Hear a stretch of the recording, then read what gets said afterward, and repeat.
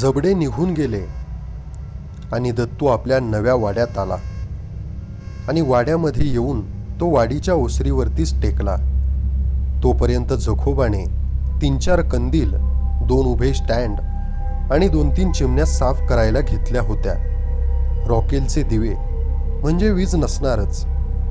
वीज नाही म्हणजे रेडिओ नाहीत, पंखे नाहीत. आणि ही गोष्ट दत्तूच्या लक्षात आली की एका लक्षाधीश माणसाच्या घरात या सर्व वस्तू असायला हव्या होत्या. परंतु आल्यापासून विजेशी संबंधित एकही गोष्ट त्याला या वाड्यात दिसली नव्हती. तो विचार करत होता की आजोबांना या गोष्टींची कधी गरज भासली नाही का? आणि एकाएकी त्याला कळलं की आपण आल्यापासून या उपकारकर्त्या आजोबांविषयी जरासुद्धा माहिती मिळवण्याचा प्रयत्न केलेला नाही. आल्यापासून आपली संपत्ती काय आहे, ती आपल्याला कशी मिळेल, याच विचारात आपण गर्क आहोत. परंतु हे आजोबा कोण? आजपर्यंत आपल्याला यांच्याबद्दल माहिती कशी नव्हती? याबद्दल माहिती मिळवण्याचा आपण प्रयत्नच केलेला नाही. ते कसे दिसत होते? त्यांचं वय काय होतं? आवडीनिवडी काय होत्या? त्यांचा स्वभाव कसा होता? दिवसभर ते काय करत असत? त्यांचे व्यवसाय, त्यांचे उद्योग काय होते? आणि सर्वात महत्त्वाचा प्रश्न, त्यांची अखेर कशाने झाली होती आणि त्यांनी फक्त आपल्यालाच वारस म्हणून का नेमावं? त्यांचे आणखी कोणी नातेवाईक होते का? वाड्यात कोणी भेटायला येत असत का? एकामागून एक प्रश्न त्याच्या मनामध्ये आता गुंजारव घालत होते आणि त्याला स्वतःच्या मनासमोरून उलगडत जाणाऱ्या पण या न संपणाऱ्या प्रश्नमालिकेचं स्वतःलाच हसू आलं. आणि दत्तूने जखोबाला हाक मारली, जखोबा. जी मालक. जखोबाने त्या हाकेला ओ दिली. अरे जखोबा, तुझे दिवे लावून झाले की माझ्याकडे ये. मला जरा तुझ्याशी बोलायचं आहे. जी मालक. आणि जखोबाशी झालेल्या थोड्याफार बोलण्यामधून दत्तूच्या डोळ्यासमोर जे चित्र उभं राहिलं ते काहीसं असं होतं. खरं तर ते बोलणं आणि ते चित्र उभं करणं हे एका बैठकीत अशक्य होतं, कारण सरळ प्रश्नाला सरळ उत्तर देण्याचा या जखोबाचा स्वभावच नव्हता. परंतु थोड्याफार बोलण्यातून दत्तूला कळलं की आजोबांचं वय 80च्या आसपास नक्कीच होतं. शरीरयष्टी म्हणाल तर गोरीपाण, उंच आणि सुदृढ होती. त्यांचा आवाज पहाडी होता आणि आवडते छंद म्हणजे वाचन आणि वेळी अवेळी रानावनातून फिरणं. त्यांना चोरटा चिलटाची, जनावराची, किरडाची कधी म्हणून भीती वाटली नाही. हा जखोबा नावाचा नोकर युद्धाच्या आधीपासून म्हणजे जवळजवळ 50 वर्ष त्यांच्याकडे नोकरीला होता. आजोबांनीच म्हणे त्याला स्वयंपाक करायला शिकवलं होतं. वाड्यात ते दोघेच असायचे आणि गोविंदरावांना गावातले इतर लोक फार बिचकून असायचे. त्यांचा आवाज बुलंद, नजर धारदार, पण हा जखोबा आपल्याच कामात दंग असायचा. घड्याळासारखी नियमित कामं. सकाळ संध्याकाळ वाडा वरपासून पार खालपर्यंत झाडून काढायचा. विहिरीचं पाणी भरून ठेवायचं, सामानावरून फडकं मारायचं, मागच्या चौकातल्या झाडांना पाणी घालायचं. मग सकाळ संध्याकाळचा स्वयंपाक. दुपारी 12ला बाजारहाट. पुन्हा कोणी आलं गेलं तर दार उघडायचं, लावायचं. मालकांकडे कोण येतं, कोण जातं याच्याशी जखोबाला काहीच घेणं देणं नव्हतं. त्याला काय माहीत की कोण नात्या गोत्यातलं, कोण ओळखीचं. आणि वाड्यात जायला ही काय एकच वाट नव्हती. वाड्याला मागचा दरवाजाही होता, पण त्या मागच्या दरवाजाची किल्ली फक्त मालकांकडे. रात्री अपरात्री दाराच्या करकरण्याचे आवाज आले, हलक्या आवाजातली बोलणी कानावर आली, आणखी काही बाही कानावर आलं तरी जखोबाला त्याच्याशी काहीच सोयर सुतक नव्हतं. मुळात मालकांच्या खाजगी कामामध्ये जखोबाला नाक खुपसायची गरजच नव्हती. आणि बोलण्यातून काही वेळाने दत्तूच्या ध्यानात आलं की अशा तिरकस बोलण्यातून जखोबा त्याला हवी ती माहिती देत होता. मग दत्तू जखोबाचा प्रत्येक शब्द ध्यान देऊन ऐकू लागला.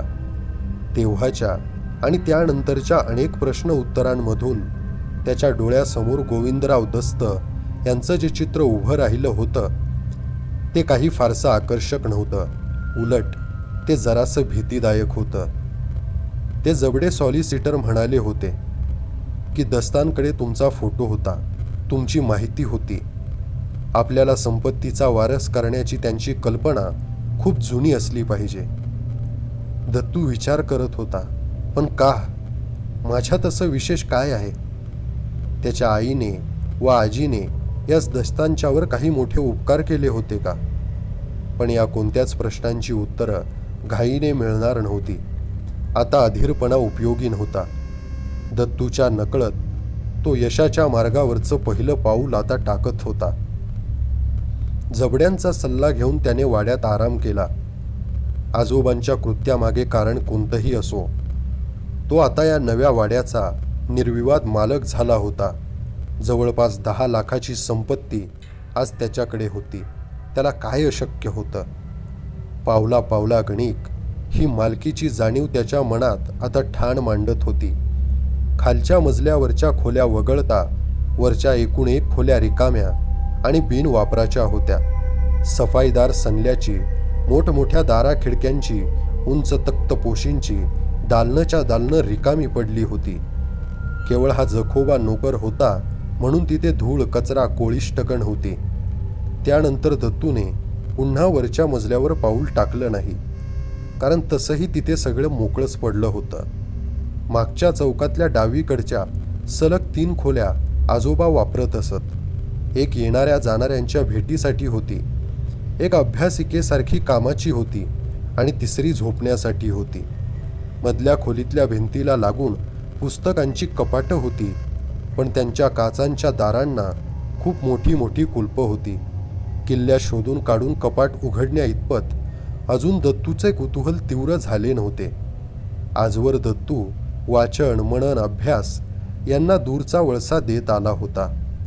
आताही तो कपाटासमोर उभा राहून आतल्या जीर्ण शीर्ण पुरातन पुस्तकांच्या, ग्रंथांच्या रांगांच्या रांगा पाहत फक्त पुढे सरकत होता. त्याला त्या पुस्तकांमध्ये फारसा रस नव्हता. आजोबांची झोपण्याची खोलीही त्याने अशीच नजरेखाली घातली होती. एक उघड होते. शारीरिक आरामाला व छान शोकीला आजोबांच्या हिशेबी किंमत नव्हती. एका साध्या लाकडी खाटेवर साधी गादी, शाल, चादर आणि उशी होती. पायालगतच्या उघड्या कपाटात काळे तपकिरी लांब कोट, उपरणी, धोतर, पंचे, फेटे अगदी घड्या घालून व्यवस्थित ठेवले होते.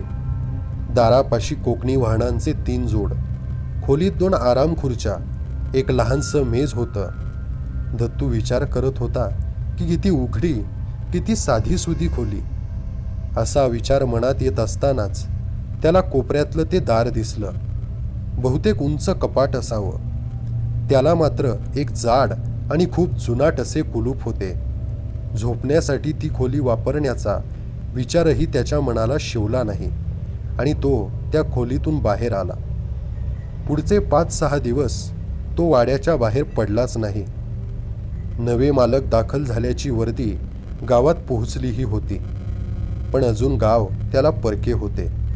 कपाटांच्या किल्ल्या जखोबाच्या हातात नव्हत्या आणि मालक कोठे ठेवत असत हे जखोबालाही माहीत नव्हतं. त्यामुळे त्या कपाटातली पुस्तकं पाहण्याचं दत्तूच्या मनात येत होतं, परंतु किल्ल्या नसल्याने तो हतबल होता. किल्ल्या समोर असत्या तरीसुद्धा दत्तू कदाचित त्या पुस्तकांच्या वाटेला गेलाही नसता. परंतु आता त्याच्या मनात एक कुतूहल चाळवलं होतं. त्याने ते कोपऱ्यातले कपाट उघडलंही नसतं, पण उघडता येत नाही म्हटलं की त्याखेरीज त्याच्या मनात दुसरा विचारच नव्हता. आजोबांनी या सर्व किल्ल्या का लपवल्या, कोठे लपवल्या आणि मुळात म्हणजे कोणापासून? या जखोबापासून तर नाहीच, कारण त्याला वाचता येतं की नाही त्याचीही पंचायत. नकळत दुपारचा तो त्यांच्या झोपायच्या खोलीतल्या आराम खुर्चीत बसायला लागला होता. तिथेच बसून आढ्याकडे पाहत तो विचार करीत होता. आढ्यावर परावर्तीत उन्हाचा एक कवडसा सरकत होता. मध्येच त्या उन्हात काहीतरी लक्कन चमकून उठलं. दत्तूने नीट पाहिलं.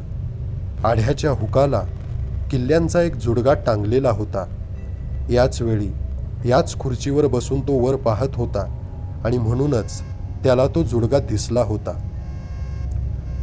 बाहेरच्या खोलीतल्या कपाटातली सर्व पुस्तके विषयाने आणि वजनानेही जड होती.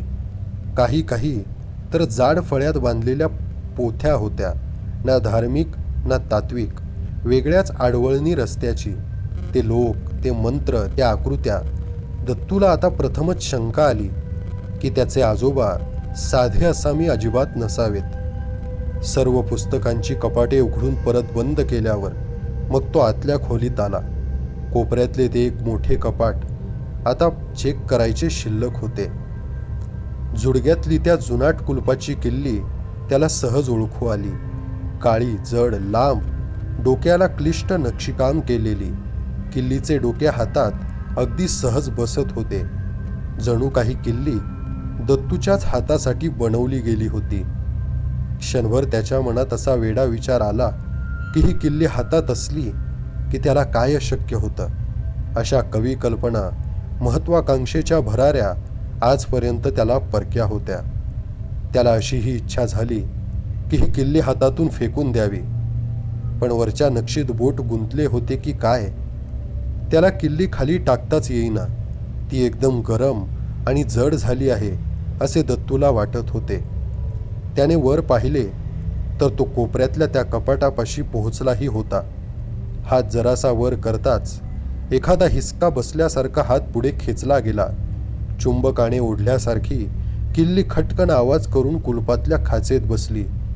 1000 वेळा केलेली क्रिया त्याने सहज केली. किल्ली फिरवली.